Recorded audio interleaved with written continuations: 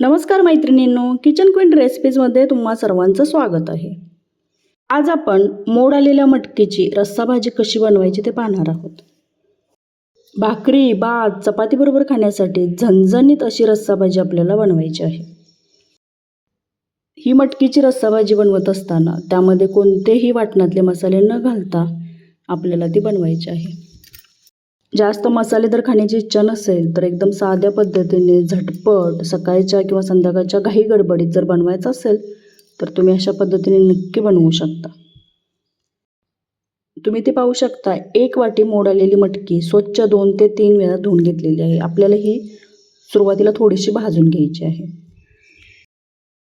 मटकीची सुकी भाजी किंवा रस्सा भाजी बनवत असताना मटकी थोडीशी भाजून घ्यायची, कारण मटकीचा जो तुरटपणा आहे तो कमी होतो आणि भाजल्यानंतर ना त्याची रस्सा भाजी किंवा तुम्ही सुकी भाजी जरी बनवत असाल तर थोडीशी भाजून घेतल्यामुळे चव पण छान लागते.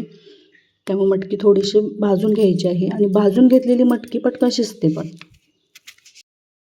मटकी थोडा वेळ परतून घेतल्यानंतर आता त्यावरती आपल्याला एक पातेलं ठेवायचं आहे आणि यामध्ये रस्सा भाजी बनवायची आहे. पातेलं गरम झाल्यानंतर एक मोठा चमचा त्यामध्ये तेल घातलेलं आहे आणि एक कांदा कट करून घेतलेला आहे. तो आता आपल्याला तेलामध्ये परतून घ्यायचा आहे. तुम्ही भाजी बनवत असताना जिरे, मोहरी, कढीपत्ता ही फोडणीमध्ये घालू शकता. मी फोडणीमध्ये नुसता त्यामध्ये कांदा घातलेला आहे. कांदा हलकासा ब्राऊन होईपर्यंत आपल्याला तेलामध्ये परतून घ्यायचा आहे. कांदा हलकासा ब्राऊन झालेला आहे, तुम्ही ते पाहू शकता. आता 2 चमचे कांदा लसूण मसाला त्यामध्ये घालायचा आहे. तिखट तुम्ही तुमच्या चवीनुसार घेऊ शकता.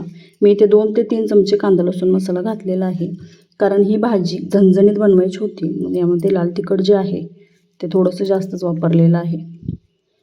कांदा लसूण मसाला घातल्यानंतर तेलामध्ये थोडासा परतून घ्यायचा आहे.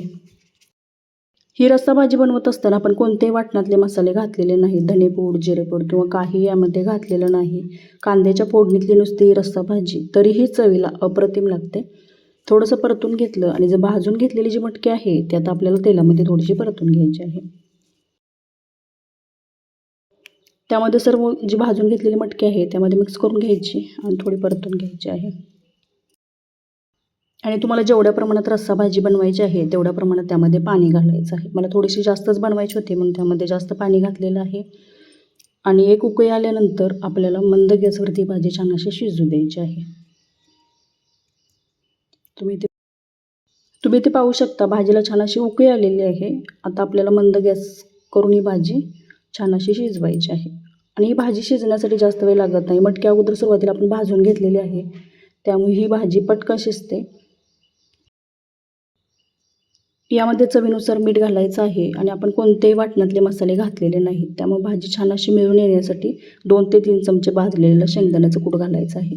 स्वच्छ धुवून बारीक कट करून घेतलेली कोथिंबीर त्यामध्ये घातलेली आहे आणि 2 चमचे भाजलेलं शेंगदाण्याचं कूट त्यामध्ये घातलेलं आहे.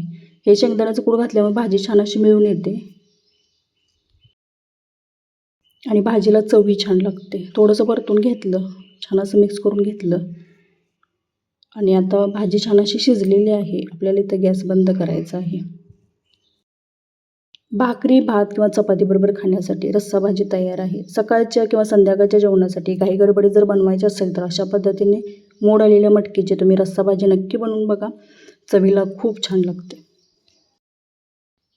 अशाच नवनवीन रेसिपी पाहण्यासाठी किचन क्वीन रेसिपीज या चॅनेलला नक्की सबस्क्राईब करा. व्हिडिओ पाहिल्याबद्दल धन्यवाद.